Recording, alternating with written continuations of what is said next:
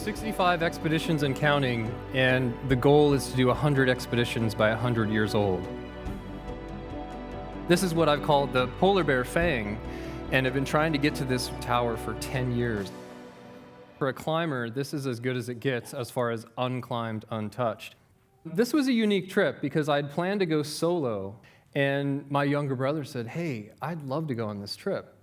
And I was like, we're going to do this huge climb. He's not a climber, but he was going to go along anyways and see what happened. And I thought, okay, I can just teach you what to do. You can follow me up this climb. We'll go on the belief of blood and brothers, and we'll communicate, and it'll work out. There's polar bears here. The easiest way to be safe is to sleep up high on a ledge. You can see our base camp down below. Immediately the next day after getting dropped off, made a beautiful base camp, packed up our bags, and started shuttling loads. That's the first view that we got of the Polar Bear Fang from camp because there were some big cliffs in front of us. And so at this point, we're getting up there and we're starting to have to cross glaciers. I'm teaching my brother how to tie into a rope. And, how do you tie a figure 8 knot again? And this is our high camp. From that high camp, we still got about half a mile to the base of the wall. We slept at the base of the wall, and we started climbing. It got really serious because my brother is not a climber, and so he's on ascenders, he's on Jumars, following me up the rope. And a lot of the times we had fun, but a lot of times I'm like, listen, you got to do this, this, and this. And when I'm leading pitches, I'm putting directionals in for the rope to run a certain way so he doesn't pull off a rock and kill himself. And it was real deal up there, and we put the cameras away, and I'm like, we've got to focus on safety.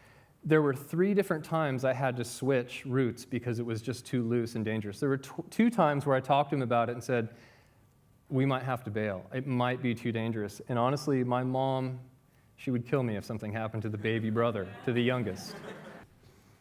It was pretty exciting to stand on top of the Polar Bear Fang after a decade of wanting to be up there. Yeah, you're the ram. Woo! First ascent here in Greenland. Oh, now we got to figure out how to get down. Time is now, life is sweet. Talk to you soon.